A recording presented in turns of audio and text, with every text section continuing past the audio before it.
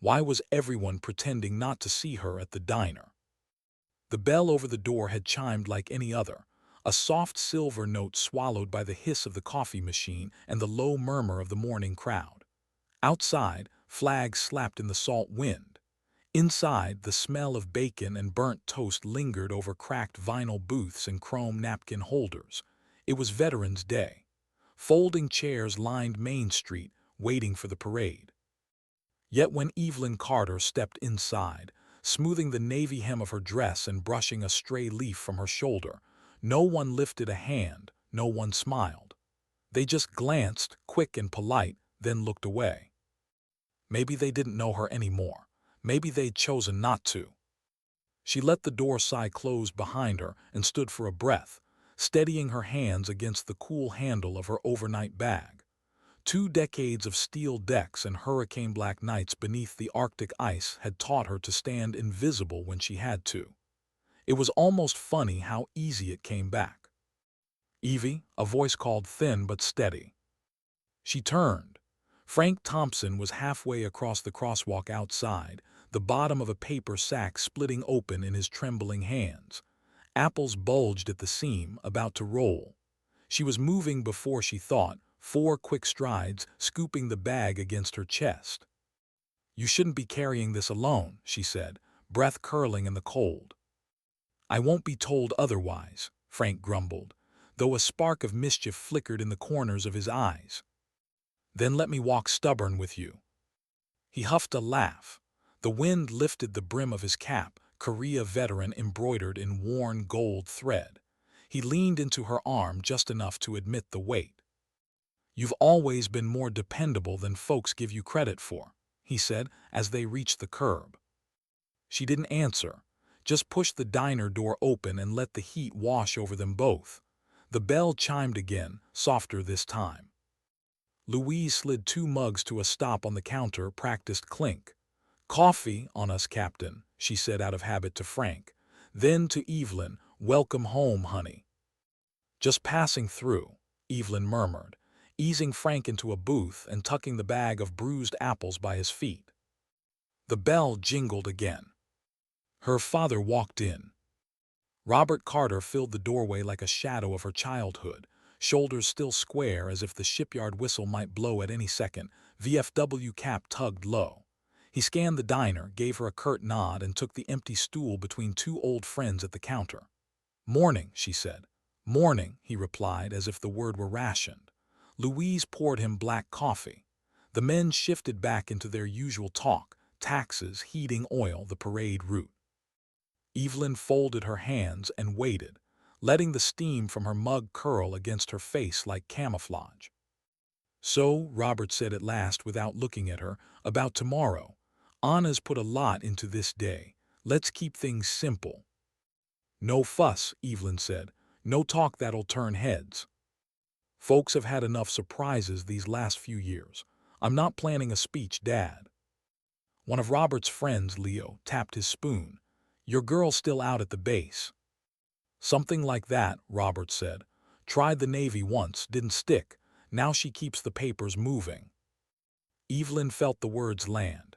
She kept her gaze steady on the chrome napkin holder, watching her own warped reflection. Frank shifted in his booth but said nothing. Ruiz, sensing undercurrents, freshened mugs and moved along. "Coffee used to be a quarter," Robert added to Leo, a half-smile twitching. "Back when people knew what work was." Evelyn stood, left a bill under Frank's saucer.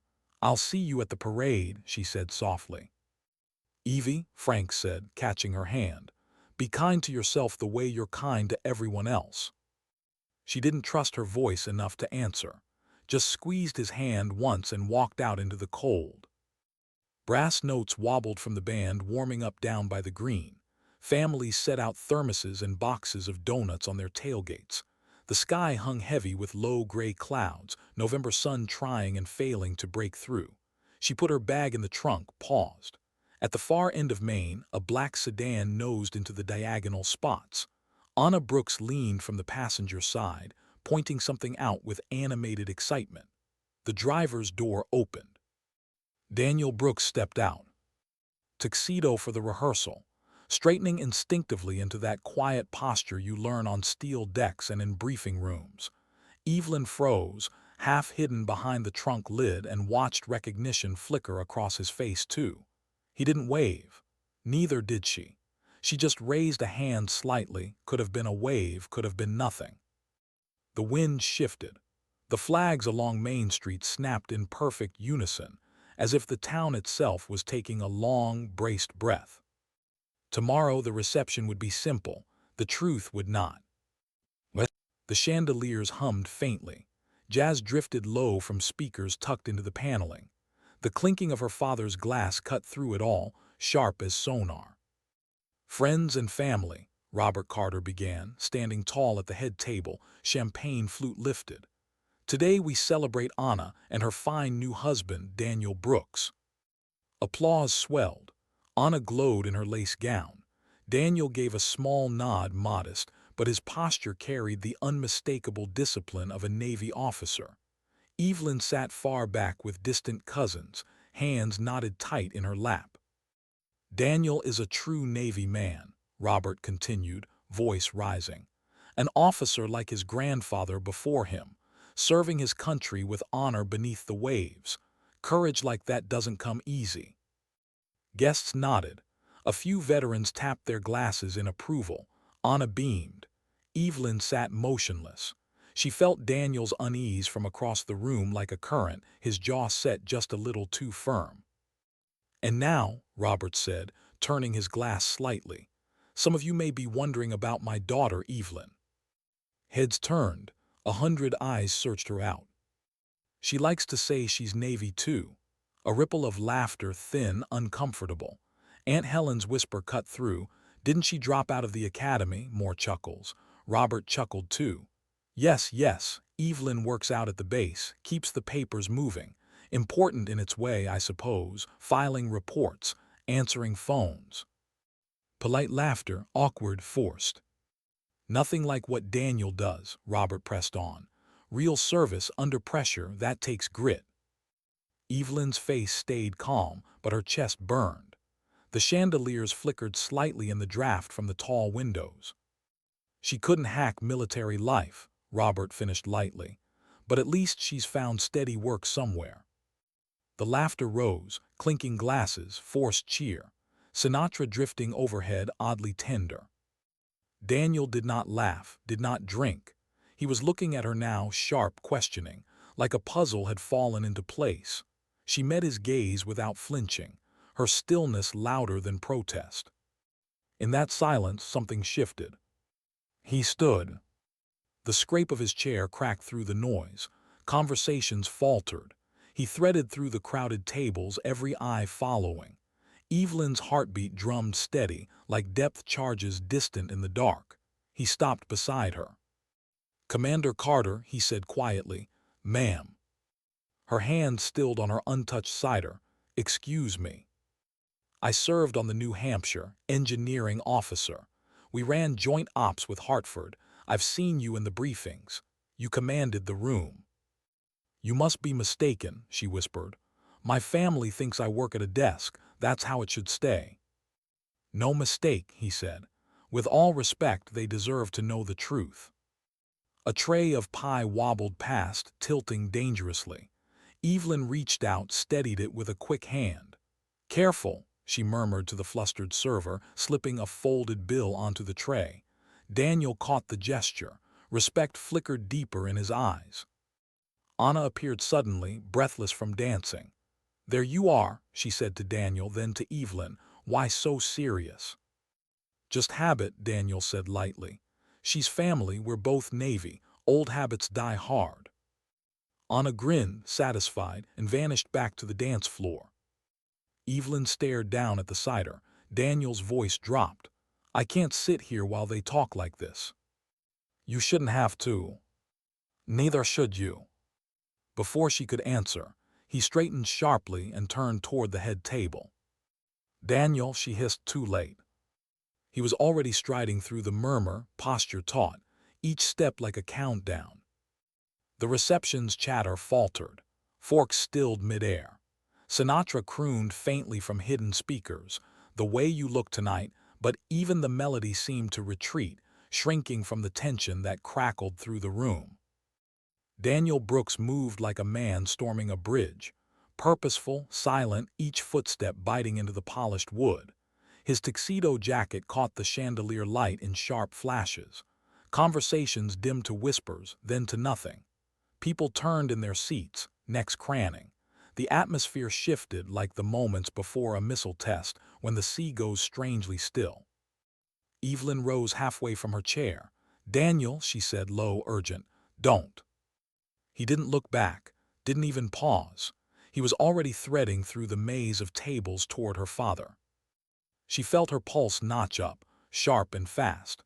2 decades of war games and operational briefings had trained her to read an impending breach before it happened. This was a breach, a controlled detonation about to go uncontrolled, and she couldn't stop it without standing up and detonating everything herself. "Please," she whispered to no one, voice lost in the hush. Her father blinked as Daniel approached. Robert Carter had always been good at commanding a room, his voice, his stance, the shipyard steel of his presence.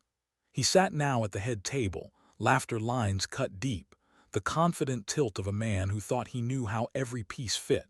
He looked up as Daniel stopped before him, shadow cutting across the white linen. "Sir," Daniel said, his tone clipped but respectful, "with all due respect, there's been a mistake." Robert frowned. "What are you talking about, son?" Daniel's jaw flexed. He drew a breath, shoulders squaring as if standing on deck in a storm. "Commander Carter," he said. "Evelyn Carter, she is not a clerk. She is not moving papers on a desk. She is the commanding officer of the USS Hartford, a nuclear-powered attack submarine." The words struck the air like depth charges. The room jolted. Aunt Helen gasped so loudly half the guests flinched. Murmurs rose like a gust through dry leaves, disbelief, confusion, curiosity snapping into place all at once. Someone dropped a fork with a sharp clatter. At the bar, the young server froze, eyes wide. Even the jazz faltered as if the speakers themselves forgot what they were playing. "That can't be true," Helen blurted, wine sloshing in her glass. "She's never said." "She wouldn't," Daniel cut in, voice calm but hard. "She doesn't need to." Robert straightened slowly, like a man bracing against an unexpected wave.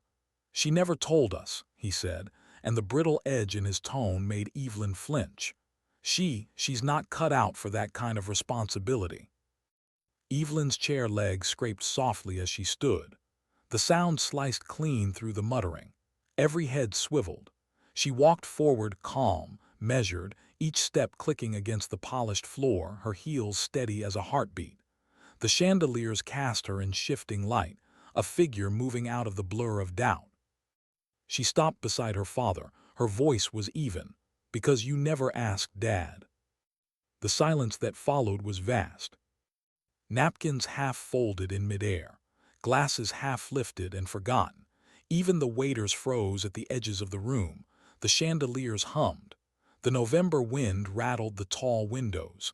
Every sound seemed distant, underwater. Robert's mouth opened, closed, opened again.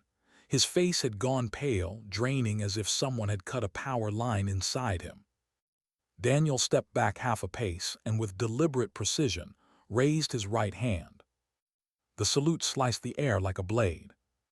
He wasn't required to salute indoors, not out of uniform, but respect had its own laws and everyone in that room knew it. The gesture rang louder than words. Across the hall, an elderly veteran slowly set down his fork. His eyes gleamed wet. Another old man at the bar nodded once, slow and solemn. A young cousin whispered, "She's really a captain," only to be hushed sharply by his mother. Robert didn't move. His fingers whitened around the stem of his glass. "If this is true," he whispered hoarsely, "then I never knew you at all." Evelyn kept her gaze steady, though something inside her twisted tight. She could feel every gaze on her, curiosity, awe, shame. For years, she had learned to command a room through silence. Now the silence was commanding her. "You didn't have to," she said quietly. You just had to trust me." The words landed like ballast, heavy, irrefutable. Her father's lips trembled. He looked smaller somehow. Not aged, not broken, just stripped of the armor he'd worn so long he'd mistaken it for skin. And then from the back corner, a cane tapped softly against the floor. Frank Thompson rose. The room parted for him in an invisible arc, not from fear, but from a reverence earned. He shuffled forward, another veteran steadying his elbow, his breath ragged but his voice clear. "You all should know something," Frank said. The crack in his voice didn't blunt the steel beneath. "This woman, Commander Carter, she's been serving more than her country. She's been serving this town." He paused, breathing shallowly, eyes sweeping the stunned crowd. "She drove me to the VA clinic when I couldn't drive myself, climbed up on my roof after the storm when it was leaking through, carried my groceries when no one else thought to stop, never asked for thanks, just did it." The ripple of shame that passed through the room was quiet, but it was there. Shoulders shifted, eyes lowered. A few older relatives blinked hard, remembering moments they had brushed her off with the same casual dismissal her father had shown. Evelyn stood still, not gloating, not relieved, only steady. Frank's voice caught once, then steadied again. "Some people serve where they're seen," he said. "Some serve where they're needed." No one spoke. The chandeliers buzzed faintly in the silence. Robert Carter's eyes brimmed. The glass in his hand trembled. He lowered it slowly, setting it down as if it might break with a wrong move. His voice cracked. "Laura," he stopped, corrected himself. "Evelyn, can you let me try again? Not as the man I wanted you to be, as my daughter." Evelyn exhaled, soft and slow. The storm in her chest loosened just enough to let air through. She rested a hand lightly on his sleeve. "Start by asking," she said, "not assuming." The words were quiet. They landed like a verdict. For a long moment, no one moved. The reception hall stood suspended, a tableau of upended certainties. Even the music held its breath. Then Daniel cleared his throat, straightened, still every bit the officer, though now more family than guest. "Commander Carter's change of command ceremony is next month," he said to the room. His voice carried without effort. "I hope you'll all be there." The spell cracked, not shattered, softened. Murmurs rose, questions, apologies, all threading into the sound. A few cousins dabbed at their eyes. Someone passed a pot of coffee down the table, the steam curling gently over untouched slices of pie. The rhythm of life returning, tentative, like a ship creaking after surfacing from the deep. Evelyn stood still in the center of it all, watching the tide shift, feeling the weight she had carried, all those years of silence, of shouldering the judgment so they wouldn't have to see the truth, finally begin to loosen. Not gone, but loosening. Her father lowered his head, not in defeat, in humility. It was a beginning. Later, much later, the reception had thinned. Guests drifted out into the November night, buttoning coats, murmuring about taxes and weather and holiday travel plans as if trying to stitch the world back into the shape they'd known that morning. The chandeliers dimmed to embers. Chairs stood crooked. Sinatra had stopped singing. Evelyn stood alone at the back doors, her coat folded over her arm. Cold air leaked in through the frame. The night smelled of damp pavement and wood smoke. Veterans Day banners fluttered along Main Street like stubborn ghosts. She hadn't meant for any of this to happen. She had wanted to come, smile politely, sit invisible through her cousin's wedding and leave before anyone remembered to look too closely. That had been the plan. Simple, contained. But maybe truth had its own gravity. Maybe sooner or later it surfaced. Footsteps approached behind her. She turned. Robert Carter stood there, hands jammed deep in his coat pockets.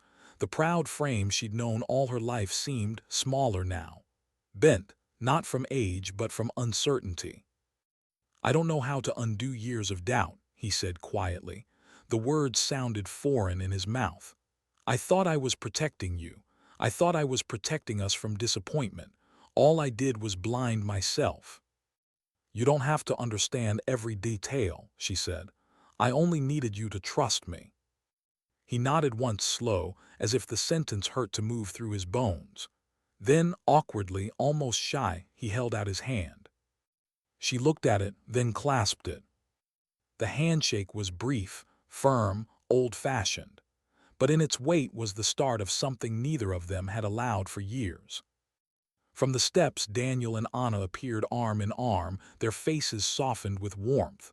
"Thank you," Anna said, "for today and for everything you've done." "We'll be at your ceremony," Daniel said, quietly certain. "You can count on us, Commander." Evelyn inclined her head once. "I'll hold you to it." Frank Thompson shuffled past, cane tapping lightly on the damp pavement. He paused, tipping his cap. "Commander," he said with a thin smile, "you've been serving us all along." Then he melted into the darkness of Main Street, the shadows of the small town he loved closing around him like familiar arms. Evelyn lifted her eyes to the stars, cold and bright through thinning clouds. For the first time in years, the weight slid from her shoulders. She had carried it too long. It was no longer hers to bear. She breathed deep, the crisp air filling her chest, and let her thoughts settle. The truest victory wasn't the salute, or the ceremony, or even their sudden reverence. It was knowing she had always been exactly who she said she was, even when unseen. The banners whispered in the wind behind her as she walked into the night. Sometimes dignity doesn't speak, it simply stands. Why had she disappeared the morning after her cousin's first wedding? It was a question the family never stopped asking, though only in whispers. One day she'd been Evelyn Carter, the awkward girl who dropped out of the academy, or so they thought, and the next she was simply gone. No forwarding address, no phone calls, no postcards from sunny ports. Just a neat note left on the kitchen table, one line written in her precise, unsentimental hand. "Don't wait for me." She kept the copy folded in her locker for years. A reminder, a warning. Evelyn leaned back against the cold steel of the bunk now, eyes shut, listening to the hiss and thrum of the Hartford's life support systems. The submarine was still young then, and so was she, 26, green-eyed, hair tucked with regulation severity into a bun that already felt like armor. It had been 3 months since she'd come aboard as a junior engineering officer, and she still felt the way she had that first day, as though she were standing on someone else's shadow. The crew had tolerated her at first, not welcomed, not hostile, just watchful, waiting to see what would crack first, her resolve or her silence. It was the silence that unnerved them, silence and precision. She spoke only when necessary. She did every task exactly right and exactly on time. She learned names quietly, without announcing it, and remembered who took their coffee black, who missed their daughter's dance recitals, who clenched their jaw when the boat creaked in deep water. She didn't smile often. But when a hydraulic valve jammed on the starboard trim system 2 weeks into patrol, she slid in shoulder-deep with a wrench and freed it herself, emerging soaked and streaked with grease, expression unreadable. The crew stopped calling her Miss Carter after that. She became Ma'am, still distant, but not doubted. What they didn't see were the nights she lay awake in her rack, staring at the dull gray paint above her head while the hull groaned around her like some immense animal dreaming. The fear pressed down like the ocean itself. She imagined every worst-case failure, pipe ruptures, fires, a reactor scram, each one ending in her making the wrong call, and 50 lives going silent in the dark because of her hesitation. She told no one. Fear, she had already learned, was not weakness. It was simply the tax of responsibility. You paid it quietly or you drowned. "Ma'am," a soft voice at her curtain. She blinked. Petty Officer Ruiz, still baby-faced under the harsh lighting, shifted from foot to foot. "Engineering drill in 10. Evelyn swung her legs down, boots thumping on the deck. "On my way." The drill was chaos by design, flashing lights, klaxons, the metallic tang of adrenaline. They were simulating a steam leak in the engine room, the kind that could turn steel into shrapnel and lungs into ruin in seconds. Men and women barked orders, twisting valves, slapping gauges.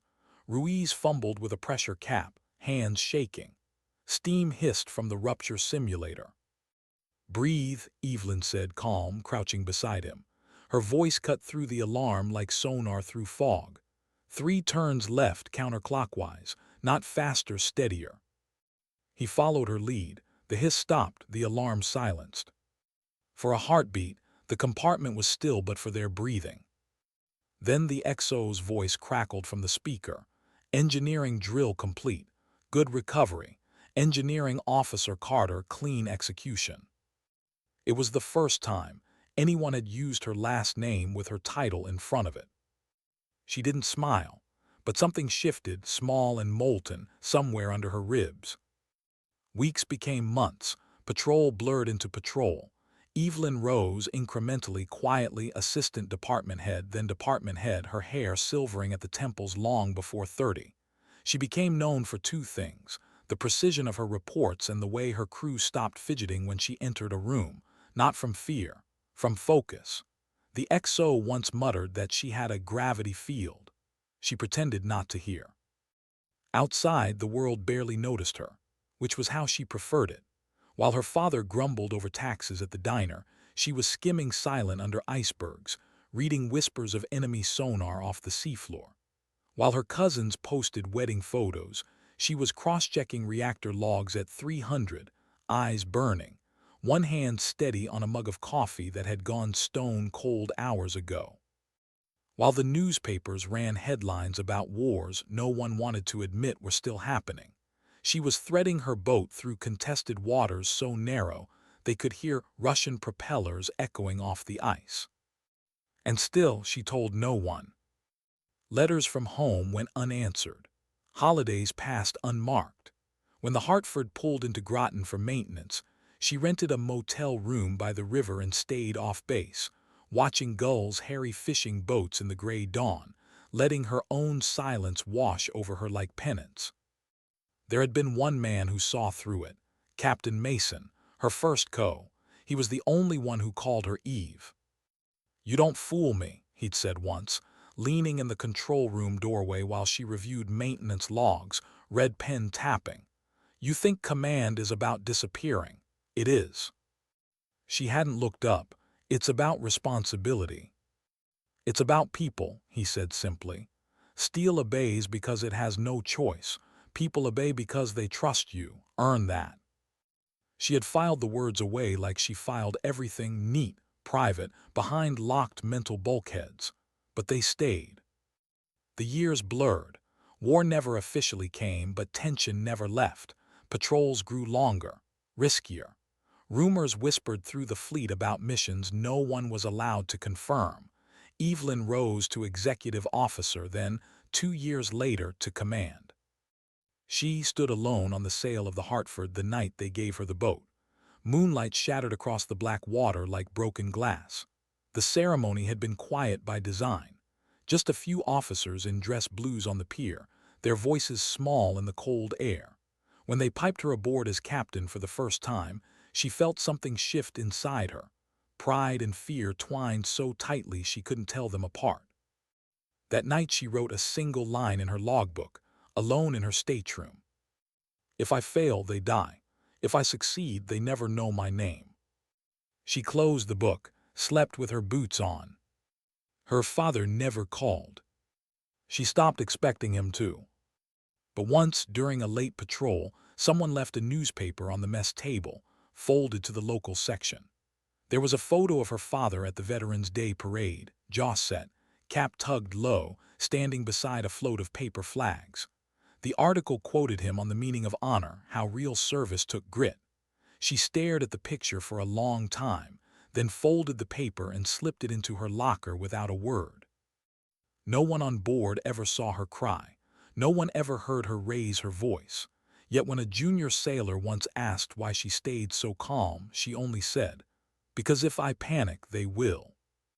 He nodded like it was an answer. It was. It was just the only choice she had. And then came the mission. The one that would etch itself into her bones and make Daniel Brooks salute burn with something heavier than respect. the one they would never be allowed to speak of, even years later, except in glances and silence. It began with a simple message, delivered in person by a tight-lipped intelligence officer who waited in her stateroom while the Hartford sat moored under low clouds in Groton. He handed her a sealed envelope and said nothing.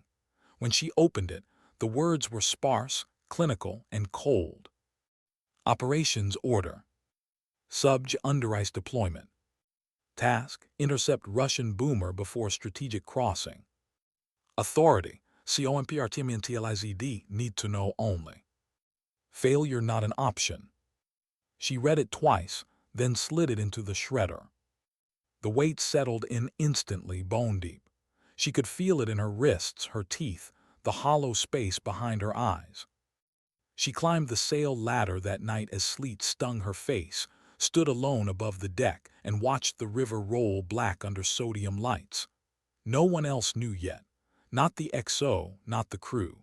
She would have to tell them in the morning or tell them nothing and carry their ignorance like armor. The wind howled low across the water, rattling the flags. She closed her eyes, breathed once. Then she whispered, to no one but the river. Rig for silent running. And the next morning, they slipped beneath the ice. And that was where the fear began. Not the sharp fear that burns and passes, the deep kind, the kind that sinks into you like cold, the kind you learn to carry so well no one notices the weight. She would carry it all the way to the edge of the world, all the way to the place where even the ocean held its breath. Why did the ocean sound like it was holding its breath? Evelyn stood alone in the control room, one hand braced against the overhead piping, the other curled loosely around a mug gone cold hours ago. The Hartford slid silent under 300 feet of black water. Outside the pressure hull, the Arctic icepack stretched above them like a tomb lid. Even the steel seemed to flinch beneath its weight. The only light came from the green glow of the control panels, painting tired faces in ghostlight. No one spoke above a whisper. Sound carried strangely down here, too loud, and it felt like tempting the dark to notice you. Con sonar, Petty Officer Ruiz murmured. His voice barely stirred the air. Contact bearing 225 faint. Evelyn didn't move. Her eyes flicked to the display. Mark it. Aye, ma'am, designating Sierra 1. She drifted closer, boots soundless on the non-skid deck. The sonar screen pulsed in slow, concentric rings, a soft echo blooming, fatting, blooming again like the heartbeat of something vast, distant, and patient. She studied it without blinking. To anyone else, it might have looked like just another anomaly. To her, it was a shadow with intent. The ocean didn't forgive mistakes. It simply waited for them. Range, she asked. Unclear, Ruiz said, brow furrowed. Weak signature, possibly biologic, or possibly something running ultra-quiet. Evelyn's jaw set. There were only two kinds of things that ran this quiet under the polar cap: whales, or someone who didn't want to be found. Rig for ultra-quiet, she said softly.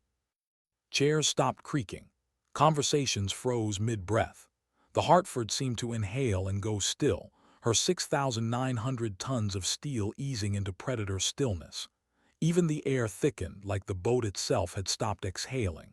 Somewhere aft, a wrench slipped from a nervous hand and hit the deck with a soft clink. Every head turned sharply at the noise. Con sonar Sierra 1 faded, Ruiz whispered. Evelyn leaned on the plotting table, eyes narrowing. Faded or hiding?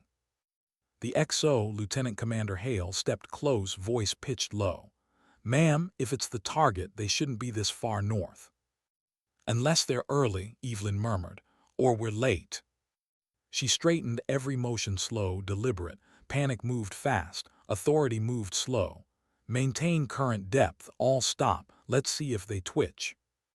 The Hartford coasted to stillness, suspended in the black. No motion, no hum. Only the faint settling creak of the hull like distant whale song. The crew held their breath as if their lungs might give them away. 1 minute, 2, nothing. Then the sonar ping flickered faintly again. Sierra 1 returning, Ruiz breathed. Very faint, bearing 223 moving slow. No cavitation. Estimated depth 300. Profile, Evelyn asked. Working at narrow signature. Consistent with Delta IV class, ballistic missile submarine. The words landed like lead shot. The room felt smaller all at once. The air staler, the steel heavier. The Russians. They weren't supposed to be here yet. If the Delta IV broke under the ice line and slipped into the Atlantic, it would vanish into the continental shelf's noise and be untouchable. Their job was to stop that from happening. Quietly. Completely. Hale's throat worked. Orders, Captain. Shadow them, Evelyn said. Match depth, keep out of baffles, passive only. Aye, ma'am. Engines spooled up at a whisper. The deck trembled like a heartbeat. Evelyn stood anchored at the con, her voice calm while her pulse pounded in her ears. Outside the steel, 1,000 feet of black water shifted with unseen currents. Beneath the Arctic ice, even the ocean seemed to whisper in a language of pressure and patience.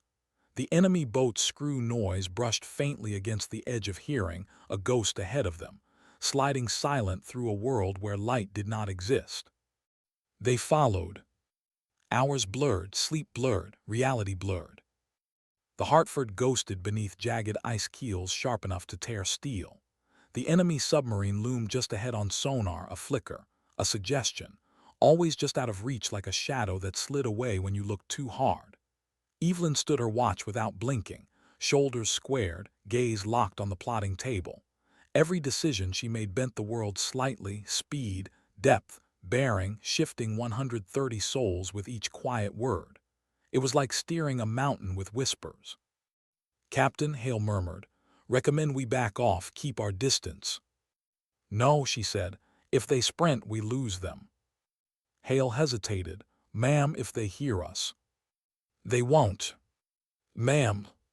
She turned her head just enough that he saw her eyes, cold, steady. They won't. He looked away. Aye, ma'am. At 200, the enemy boat stopped.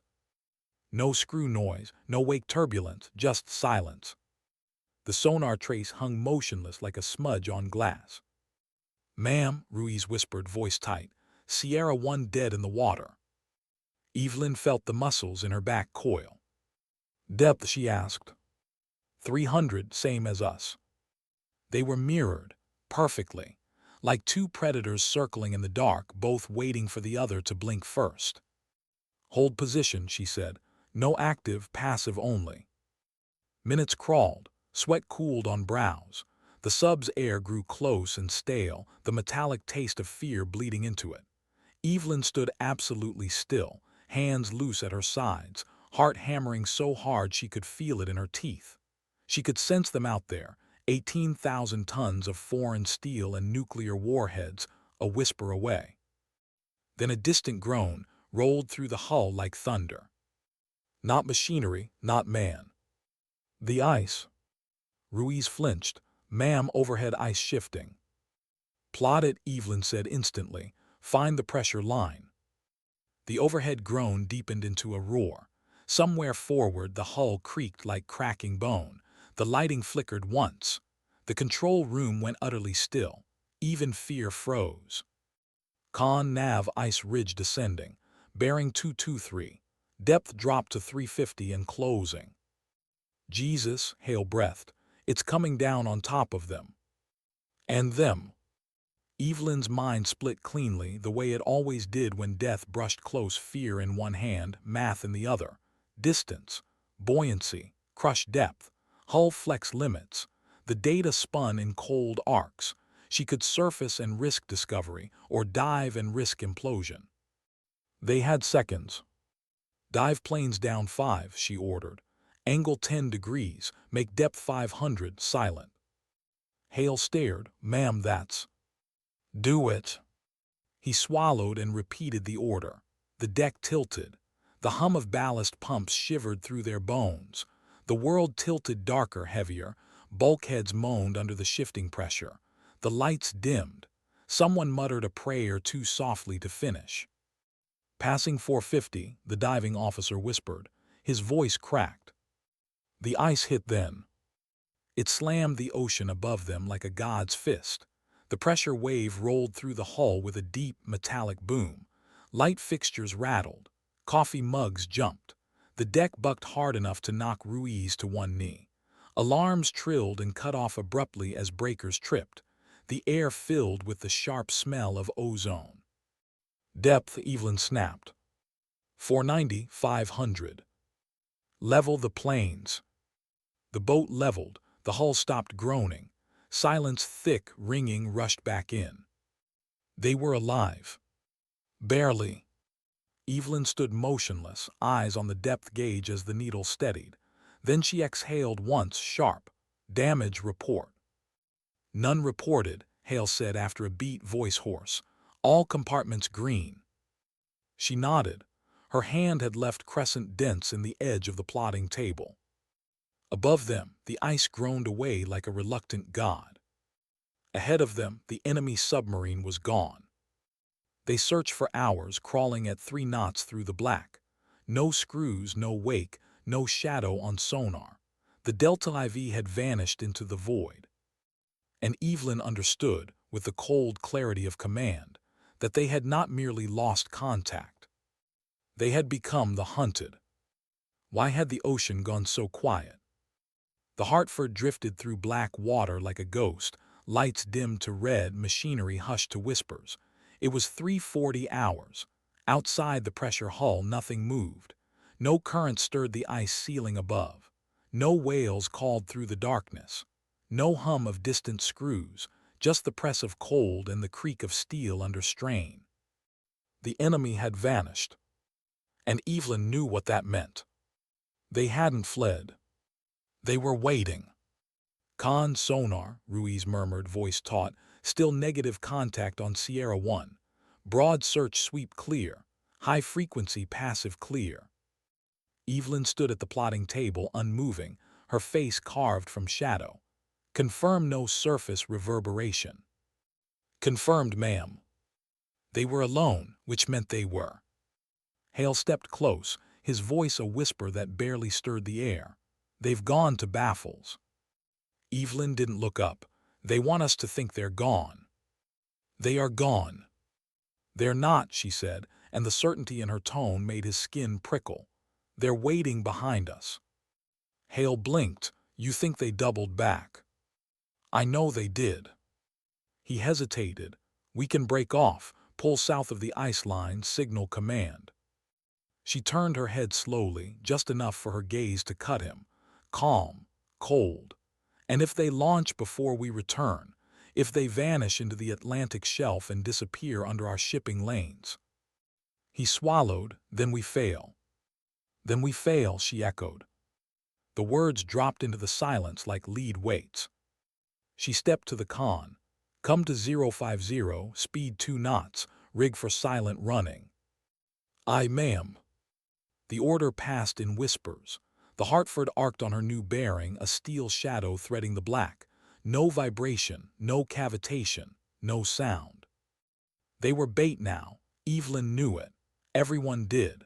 The crew didn't speak it, but she could feel it in their bodies, the stiffness, the shallow breathing, the way their eyes tracked her movements like compass needles. Their fear was quiet, coiled, waiting for her to blink. She didn't blink. Hours bled. Nothing on sonar, nothing on towed array, no sign of the Delta IV. The world narrowed to creaking steel, dim red light, and the hiss of oxygen through scrubbers. The air grew stale, metallic, laced with the sour edge of human stress. Evelyn stood her watch like a statue, boots planted, arms folded behind her. She hadn't sat in 13 hours. Her eyes burned. Her throat was raw from disuse. The clock ticked on, silent as pressure. And then, con sonar, Ruiz whispered, new contact. Bearing 180, faint, very faint. Evelyn's head came up like a wolf scenting blood. Mark it. Sierra 2, narrowband trace only, no cavitation. Depth, 400, increasing. She stepped closer to the sonar screen, gaze narrow. The signature was thin, ghost-like, a smear of sound just brushing the edge of detectability. "Match bearing," she said. "Helm come to 180, speed 1 knot." The deck shifted almost imperceptibly. The Hartford swung her nose toward the void. The trace sharpened. "Con sonar," Ruiz breathed. "Contact resolving, screw count consistent with Delta IV class." A low current seemed to run through the control room. Shoulders stiffened, eyes sharpened. Someone muttered a curse under their breath. Evelyn's heart slowed, not raced, slowed, like the world had clicked into alignment with something cold and inevitable. They'd found her. Or she'd found them. "Range?" Evelyn asked. "Unclear, bearing rate near 0. "They're waiting," Hale murmured. "Yes," Evelyn said softly. "They want us to close." "Ma'am, if they're waiting with tubes hot, then we don't give them a clean shot." She moved like a knife sliding from its sheath. "Helm, bring her up 10 degrees. Depth 300, plot a racetrack pattern. XO, deploy the towed array. Keep the baffles clear." "Aye, ma'am." Orders whispered through the compartment. The crew came alive with a silent, feral focus. The Hartford climbed, turned, settled, her screws feathering the water with the soft precision of a predator circling unseen prey. The sonar trace sharpened. Ruiz's voice cracked slightly. "Ma'am, I have screw noise resolving, bearing 182 range," he froze. "They've changed heading, directly astern. They're turning on us." Evelyn's blood went cold. "They've been behind us the whole time," Hale breathed. "God." "Con, fire control," came the tense call from the forward room. "Target solution resolving, bearing 183, closing fast." They were coming in for the kill. Evelyn's mind split cleanly, fear in one hand, math in the other. Launch geometry, sound propagation, wire-guided torpedo travel time, ice sealing thickness, crush depth margin. She calculated in silent flashes like lightning through black water. "Flood tubes 1 and 2, she said. Head snapped toward her. Hale stared. "Ma'am." "Flood the tubes. Do not arm, do not enable." "Aye, ma'am." The order passed. Valves hissed. Cold seawater sluiced silently into the tubes. The Hartford trembled faintly. "Helm," she said. "Come left to 160, full rudder. Emergency flank for 30 seconds, then all stop." "Ma'am." "Now." "Aye, ma'am." The deck tilted. The engines howled in a muffled roar, the first real noise in hours. The boat surged. Coffee mugs slid. Crew braced. 30 seconds. Every second felt like a hammer beat. Then, "All stop," she ordered. The engines cut. Silence crashed back in. The Hartford coasted, her wake blooming in the black like ink. Behind them, the Delta IV would see their sudden noise spike like a flare on sonar and think they were fleeing, accelerating out of fear. They would give chase. And as they did, they would cross directly in front of Hartford's bow tubes. "Con sonar," Ruiz's voice sharpened. "Contact accelerating, bearing 179 closing fast." Evelyn waited. "Range 8,000 yards, 7,006. "Match bearing," she said. "Tubes 1 and 2 ready." "Solution locked," fire control confirmed. Their voices were taut, near breaking. "Stand by enable," Hale said, sweat beading on his temple. "Ma'am, if we fire." "We won't fire." Hale blinked. "Ma'am." "They'll hear the enable signal," she said. "They'll dive, they'll run. That's what we want." Hale stared. "You're going to bluff them." "No," she said. "I'm going to scare them." The bearing closed. 5,000 yards. 4. 3. "Enable 1 and 2, but do not fire," Evelyn said. "I enable only." The fire control officer's hands hovered, trembling. He pressed the switches. Deep in the bow, relays clicked, quiet as breaking bones. A faint, high-pitched whine vibrated through the hull, the sound of torpedoes waking. The enemy would hear it. "Con sonar," Ruiz hissed. Sierra 1 speed increasing. They're diving hard. Bearing changing 155-140. They were fleeing. Cheers burst instinctively, then cut off when Evelyn raised a single finger. "Do not pursue," she said quietly. "Hold position, let them go." Her voice was soft as steel. The room went still again. On sonar, the Delta IV's signature blurred, then dissolved into the ice-shadowed black, sprinting away from the ambush that was. The crew exhaled like surf collapsing. Some laughed softly, nervous, shaky. Others just sagged where they stood. Hale looked at her with something between shock and awe. "You didn't fire," he said. "They didn't either," she said. He shook his head slowly. "You just stared down a nuclear boomer." "No," Evelyn said. "I stared down their captain." She stood straight, calm, eyes distant as if seeing something none of them could. "We don't fight wars down here," she murmured. "We prevent them." Hours later, they slipped out from under the ice, rising into gray dawn like a secret surfacing. The sea was calm, steel blue under low clouds. The wind cut cold across the sail as Evelyn stood alone above the deck, hands folded behind her back, face unreadable. The enemy was gone, mission accomplished, no shots fired, no headlines, no medals.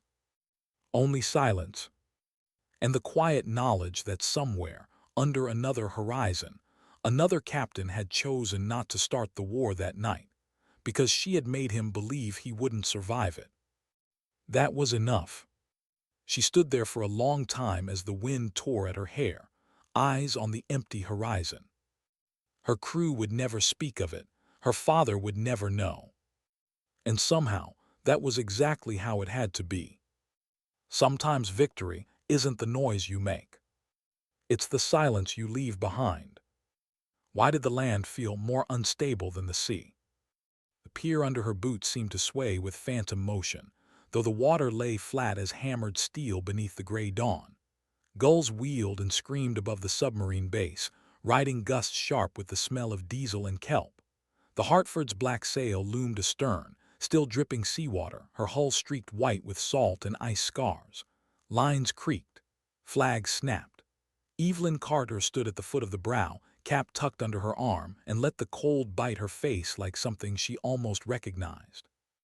"Welcome home, Captain," the dockmaster said, offering a clipboard. "Just passing through," she answered without meaning to. Her signature was precise. Her eyes were elsewhere. Behind her, the crew spilled down the gangway in loose knots, laughter breaking out in sudden bursts, boots ringing against the steel. They were exhausted, half-starved for sleep and sunlight, faces drawn and pale, and yet they carried something like a secret fire in their eyes. They didn't look back. They didn't need to. The mission was already a sealed vault between them, locked tight, sunk to the bottom of the sea. "Good patrol, ma'am," her XO Hale said quietly as he passed her. It wasn't flattery. It was something closer to awe. Then he was gone, melting into the line of sailors shuffling toward the processing shack. Evelyn stayed where she was, the sea wind clawing at her hair, watching the pier quiver faintly under her boots like the ghost of the ocean still clinging to her bones. The Hartford settled low against the fenders, sighing. She was back, and she had no idea how to be. The bass seemed too bright, too loud. The clang of forklifts and the bark of chiefs ricocheted off blocky gray buildings. Jet trails scribbled the sky like careless scars. Evelyn walked through it in her dress blues, overnight bag slung over one shoulder, her cap tucked under her arm like a fragile thing.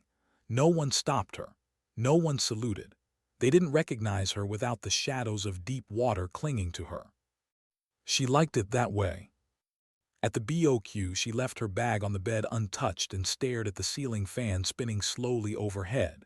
Her hands twitched, restless. The stillness was worse than motion. Down there, silence had been control.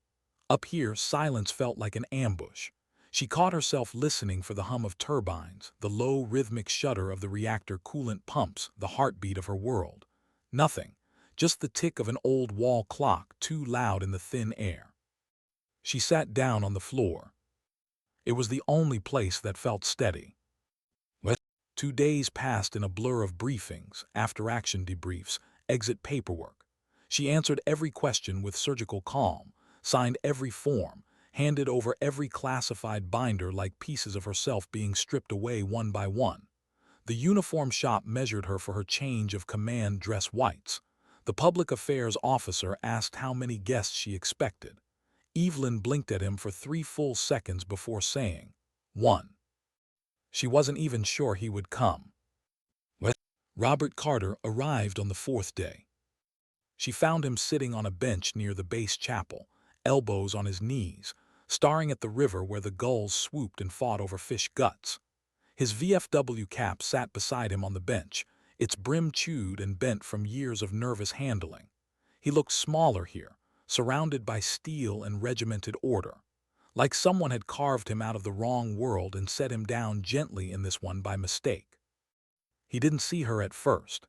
She stood a few paces away, her boots silent on the walkway, watching him the way she used to watch the ocean for signs of storms. "I don't belong here," he said suddenly, still staring at the water. "You came," she said. He flinched slightly, turned. His face cracked into something that might have been a smile if it weren't so uncertain. "I wasn't sure I'd be allowed." "It's not a prison." "Feels like one." They sat in silence. Gulls screamed. The wind cut sharp. Somewhere distant, a ship's whistle moaned low and mournful. "I don't know how to talk to you," Robert said finally. "I used to think I did, thought I knew everything. Turns out I didn't know anything." "That makes 2 of us," Evelyn said. He laughed once, short, brittle, but real. "I've been reading about submarines, how deep they go, how long you can stay down there without sunlight." 3 months, she said, "if you have to." "And you have to." "Yes." He looked at her like he was seeing her for the first time, not the daughter he had made up in his mind, but the woman who had quietly grown beyond it. "Doesn't it change you?" She didn't answer, just watched the current drag leaves in slow spirals down the river. The truth would sound too much like confession. Down there, she had learned not to need anything from the world above, not air, not light, not approval. And now she didn't know how to want it again. "I thought," he said carefully, "that if I admitted how wrong I was about you, I'd disappear. Like I'd lose the part of me that thought it knew what pride was." "Maybe you just lose the part that wasn't real," she said. He was quiet for a long time, then he nodded once. "I'd like to try, knowing you, I mean the real you, if you'll let me." Evelyn watched him, the man who had spent years trying to keep her small so she wouldn't break, the man who had taught her how to be steel without ever knowing it. She saw now that he was just tired, tired of pretending certainty. "Okay," she said softly. It was the smallest word she had said to him in years. And it was the only one that mattered. The day of the ceremony rose gray and sharp-edged, the air tasting of salt and cold iron. The parade ground was set with neat rows of folding chairs facing the river. The Hartford floated just beyond, her sail cutting black against the horizon. Flags rippled. Brass fittings gleamed.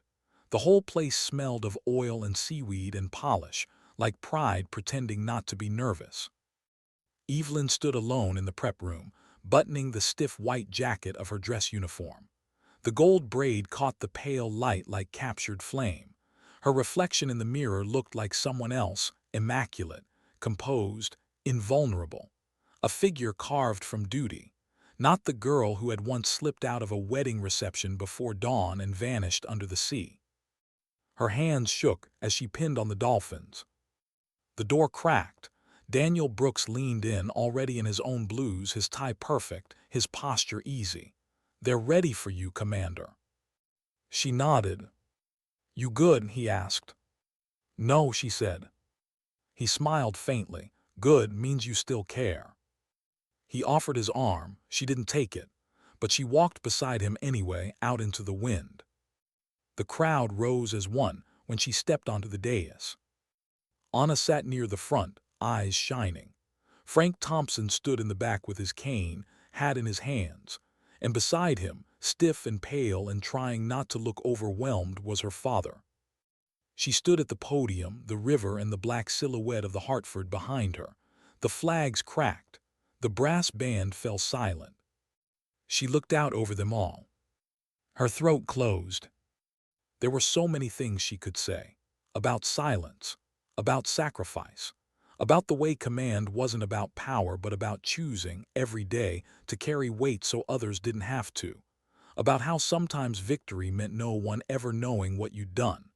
About how she had spent years mistaking loneliness for strength and duty for love, and how the hardest part wasn't any of the missions. It was coming back. But she said none of it. She just looked down at the speech she had written, folded it once, and set it aside. When she finally spoke, her voice was steady. "Thank you," she said, "for letting me serve." That was all. And somehow it was enough. The band struck up softly. The ceremony rolled on around her in neat ritual, the reading of orders, the turning over of command, the crisp salutes, the slow march of her crew across the stage. Cameras clicked. Flags flared. Somewhere beyond it all, the tide pulled steady and eternal at the river's edge. Her father stood when her name was called. He didn't cheer, he didn't clap. He just stood, hat in hand, eyes wet, and bowed his head. For the first time in her life, she thought she might forgive him. Or maybe they were just finally meeting each other, here on this cold, windswept ground, as equals. When it ended, when the crowd began to thin and the brass band packed away their horns, Evelyn lingered at the river's edge. The Hartford rocked gently at her mooring, black and silent as a secret. Soon she would walk away from her, give the keys to another captain, and step off into a world she no longer entirely belonged to. She wasn't sure what waited for her there. But for the first time, she wasn't afraid to find out. Why did stillness feel like danger now? The house was too quiet, too warm, too soft. It startled her awake at 2:17, heart pounding, the room heavy with silence. No turbine hum, no sonar pings, no vibration of steel, just the hiss of a radiator and the faint whisper of winter wind sliding under the eaves. Evelyn sat up on the couch, sweat cooling on her skin, and waited for the pressure hull to creak, for the low, steady heartbeat of the reactor pumps to tell her the world was still holding. Nothing came. She was home, and she didn't know how to be. The house wasn't even hers, not really, a rental on the edge of town, pale clapboard peeling at the corners, a sagging porch that groaned when you crossed it. The furniture still smelled faintly of strangers. Boxes lay unopened against the walls, labeled in block letters, BOOKS, UNIFORMS, LOGS. She hadn't touched them. They felt like they belonged to someone else, someone who had gone missing beneath the ice. Evelyn pressed her palms over her face and drew a long, slow breath. The air tasted flat, stale, too thin. Her body still waited for the subtle push of seawater pressing on the hull, the invisible cradle that had held her for 2 decades. Gravity felt sharper now, like something pulling at her bones. She rose, restless, walked through the dark house barefoot, floorboards creaking under her weight. She checked every door latch, every window lock, every smoke alarm. Old habits hardwired. You didn't trust anything until you tested it yourself. You didn't assume safety. You verified it. By 2:40, she was standing in the backyard under a frost-pale sky, her breath ghosting in the cold. Stars burned sharp through the thin clouds. Somewhere, miles away, the sea whispered against the breakwater. She stood there until her pulse slowed, until the air bit clean through the static fog in her skull. It was the closest thing to peace she could find. The days stretched like fog. She tried to build routines, anchor points, morning coffee at the corner diner, late walks along the harbor, stacking the unopened boxes into neat geometric towers in the living room. But everything felt thin, unreal, like she was watching the world through a bulkhead window. People moved too quickly. Cars sounded too loud. The colors were all wrong, too bright, too loose, nothing waited. Time didn't have shape anymore without watch rotations to carve it. Once at the grocery store, she caught herself scanning the aisles like a sonar sweep, mapping exits, calculating lines of sight, counting heads. Her cart sat half empty at her side, her hand white-knuckled on the handle. The realization made her go still, then leave without buying anything at all. That night she ate crackers over the sink and stared at the blank kitchen wall until dawn. Her father called on the third day. She almost didn't answer.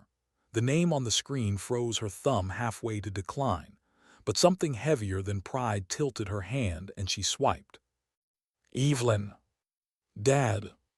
The word landed in her mouth like a foreign object. He hesitated. I was thinking maybe dinner if you want. Okay. He sounded surprised. Yeah. Yeah. Silence. Then more softly, there's a place near the harbor. Used to take you there when you were little. They still do the chowder. Her throat tightened. I remember. 7. 7. They hung up like people stepping away from a live wire. The restaurant smelled the same brine and butter and old wood. Nets draped the walls. The same brass bell still hung over the bar. Robert Carter stood near the door like a man waiting to be judged, cap in his hands, hair thinner now, face lined but uncertain in a way she had never seen. He smiled awkwardly when she walked in. You look, he stopped searching, like you. You too, she said. They sat in a booth by the window. Waves slapped against the pilings outside. The waitress brought bread and coffee. Robert wrapped both hands around his mug like a lifeline. For a while they talked about nothing. Weather, taxes, the Patriots. He stumbled sometimes, reaching for old patterns that didn't fit anymore. She let them pass like drift ice. Somewhere between the chowder and the check, the conversation faltered and dropped into something quieter. Do you ever miss it? He asked. The boat. Yeah. She considered. I miss knowing who I was every morning. He nodded slowly, eyes on his mug. I miss knowing who you were too. The honesty cut clean through her. She hadn't expected it. He didn't look up, just sat there, shoulders hunched like he was bracing for something heavy to fall. I'm trying, he said quietly, to see you, not the idea I made, just you. She stared at him. Her father, who had spent her whole life trying to shape her into something he could understand, who had laughed at the reception because the truth would have shattered the story he'd built around himself. And here he was, dismantling it piece by piece, bare-handed. That means more than you think, she said. He glanced up. Something fragile passed between them, quick as sonar in the dark. They walked out into the cold night together without speaking. The wind off the harbor stung their faces. He hesitated at the corner, then squeezed her shoulder once, rough and brief, and went his own way. She stood there watching his silhouette shrink against the street lamps until it disappeared. Nights were still the hardest. Sleep came in fragments. She'd wake at 3:15 to the phantom clang of a watertight door, heart hammering, only to find her room still and pale with moonlight. Sometimes she sat on the kitchen floor until dawn, tracing the knots in the wood with her finger like depth contours on a chart. The silence pressed close, not heavy like water, just hollow, empty where purpose used to be. She started running at night, miles along the dark coastline, the wind cutting her lungs raw.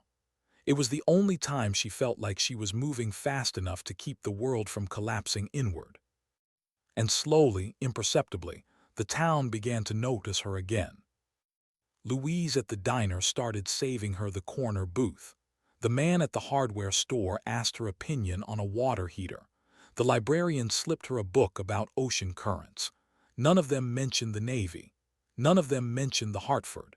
They just said her name like she belonged here, and somehow that was harder to bear than the silence. One afternoon, weeks later, she found her father sitting on her porch steps, cap in his hands, staring at the river like he had that first day. He looked up when she came home from her run, cheeks flushed, hair damp with sweat. I was thinking, he said. There's a community center project down by the docks. They need someone to help with the wiring. Figured maybe you'd want to." "Why?" He shrugged, sheepish. "Because you're good at fixing things." Evelyn stood there, breath steaming, pulse still thudding from the run. The offer was clumsy, awkward, and completely unguarded. "Okay," she said. His face broke into something that wasn't quite a smile, but was close enough to hurt. They worked side by side that weekend, threading cables through rafters while gulls screamed over the water outside. He cursed when he dropped tools. She said nothing, just handed them back without looking. Sometimes they spoke, small talk, the safe kind, and sometimes they didn't. The silence wasn't sharp anymore, just quiet. By Sunday night, the lights came on. Her father stood under them, blinking up like they were stars. "You did good," he said softly. "So did you." They stood there a moment, not looking at each other, the glow humming gently overhead. It wasn't forgiveness, not yet. But it was something close. Later that night, alone in her living room, Evelyn finally opened one of the boxes. She sat cross-legged on the floor, prying away the tape with careful fingers like disarming something volatile. Inside lay stacks of logbooks, still smelling faintly of oil and salt.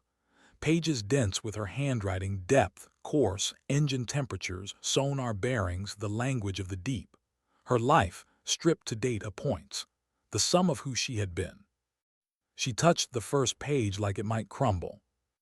Then she closed the box again, gently, and slid it back against the wall. She didn't need to carry it anymore. It would wait, it had always waited. She turned off the lamp, the room settling into shadow, and for the first time the darkness didn't feel like the deep. It just felt like night. Why did goodbye feel heavier than command ever had? Evelyn stood on the end of the pier, the wind coming in cold off the Atlantic, her coat snapping around her legs. The Hartford lay moored a few slips down, black and still, like some great sleeping creature. She wasn't hers anymore. Another captain stood on her sail now, shouting commands into the gray wind while the crew scrambled below, preparing for sea. Evelyn watched them move, their motions sharp, precise, full of nervous energy. She remembered that feeling, the electric tension before departure, the tightening of the world down to a single steel tube and the people inside it, the fear you never named, the pride you never said aloud. Her hands itched with phantom controls. Her body swayed slightly with the remembered roll of the sea. Then the brow came up, the last lines cast off, and the Hartford slid away from the pier without a sound. No one saluted her, no one needed to. She stayed until the black shape vanished into the horizon haze. Only then did she let her shoulders sag. Command had ended with ceremony. But this was the real ending. The quiet one. Weeks began to take on shape again. Not the hard mechanical rhythm of watches and drills, but something softer, slower. Coffee in the morning while the gulls screamed. Long walks along the river with no destination except maybe to see where it bent. Helping at the community center with her father, who now arrived without calling first, as if some unspoken truce had settled between them like silt. Sometimes they talked about nothing, sometimes they didn't talk at all. And somehow it worked. Robert Carter had stopped trying to fill silence with advice. He just handed her tools and muttered about rust. Once, up on a ladder while she steadied it below, he said, "You don't have to prove anything anymore." She looked up at him. "Maybe not to you." "Not to anyone," he said. His voice caught halfway through it. He didn't climb down, didn't look at her, just kept turning screws, hands trembling slightly. She let him. Later, when the work lights buzzed on, he sat on the steps and watched them glow, cap dangling from his fingers. "I thought pride meant making you like me," he said quietly. "Turns out it just means being glad you're not." She didn't answer, just sat beside him. They watched the lights hum until the sky went black. People in town started saying her name like she wasn't a ghost anymore. Ruiz at the diner introduced her as our submarine lady when new customers came in. The librarian saved her books about maps and ocean currents and left sticky notes on the pages. Even Frank Thompson from the VFW started waving when she passed, though he still grumbled about the Navy under his breath. Evelyn didn't mind. The world no longer felt like it was moving without her. It just moved, and she could walk in it without listening for sonar echoes. One evening in early spring, her father brought over a shoebox. He held it out without explanation, just stood awkwardly in her doorway until she took it. Inside lay a few yellowed photographs, cracked at the corners her as a little girl with tangled hair, clutching a model submarine in the yard, her mother laughing at something just outside the frame, Robert in uniform, young and solid and certain. At the bottom lay a small silver anchor pin, dulled with age. "It was my dad's," he said, "before Korea." Evelyn looked up sharply. He almost never spoke of his father. "I kept it," Robert said. "Thought maybe you should have it now." She touched the pin gently like it might dissolve. It was cold, heavier than it looked. "Why now?" she asked. He shifted. "Because I spent years being afraid you break, and then you didn't, and I don't want to spend the rest of my life being afraid I missed knowing you." Evelyn closed her fingers around the pin. "Okay," she said. It was a small word. It landed like forgiveness. She started volunteering at the Maritime Museum on weekends. Mostly quiet work, cataloging charts, repairing old sextants, explaining to school kids how currents could carry a bottle halfway around the world if you waited long enough. She liked the stillness there, the smell of rope and varnish and dust. No pressure hulls, no klaxons, just history laid out under soft light and time that didn't ask anything of her. One afternoon she stood alone in the main gallery, staring at an old faded map of the Arctic icepack. The same waters she had once slipped beneath like a ghost. Her reflection floated faint in the glass, white blouse, hair pulled back, eyes calm. No one in the room knew who she had been there. That, she realized, was the point. Spring thickened into summer. The world softened at the edges. Her father started showing up with groceries instead of excuses. They ate on the porch, arguing about baseball scores, listening to the river slap against the pilings. Sometimes she caught him watching her like he still couldn't quite believe she was real and here, not a story in a newspaper or a shadow in a steel coffin under the sea. She let him. It was enough. One night months later she woke to rain on the roof. Slow, soft, steady. The air smelled like wet leaves and ocean salt. She padded barefoot through the dark house and stood by the open window, listening to the water fall. For the first time in years, the sound didn't make her tense. It just sounded like home. She thought of the Hartford, somewhere far off now under black water, her sail cutting through darkness, her crew curled in their bunks breathing slow and steady while the reactor hummed. She thought of Hale packing the con with quiet gravity. She thought of the enemy submarine she had faced under the ice, and the silence they had left between them instead of war. She thought of her father asleep across town, cap on the nightstand, hands finally empty. She didn't smile, but something in her let go. Weeks later at the community center, she found her father alone repairing a loose handrail. He straightened, wiping his hands on a rag. "Hey," he said. "Hey." They stood there in the smell of sawdust and fresh paint. He hesitated, then said, "You ever think about going back?" "Sometimes." "You will." "I don't know."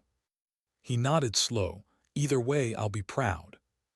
She looked at him for a long moment. His shoulders stooped now, his hands scarred, his eyes tired but steady. "Thanks," she said. "Not for what you did," he said gently, "for who you are." The words landed like an anchor, steadying, final. That night she walked down to the pier alone. The river lay black and glassy, reflecting the stars. A faint wind rattled the rigging of the sailboats moored along the docks. She stood at the end, hands in her pockets, breathing the salt, cold air. No ships waited. No orders hung over her head. The horizon lay open, wide and blank and infinite. For a long time, she just listened to the water lapping against the pilings. The ocean didn't call her anymore, but it no longer frightened her either. She had gone to its coldest, darkest places and come back with her soul intact. She had faced enemies who never knew her name and spared them. She had carried the weight and set it down without dropping it on anyone else. And now she was just a woman standing on a quiet pier, watching the stars. No fanfare, no headlines. Just peace. She closed her eyes. The wind shifted, soft as breath. And for the first time since the depths, she felt weightless. Sometimes dignity doesn't speak. It simply walks away quietly and lives.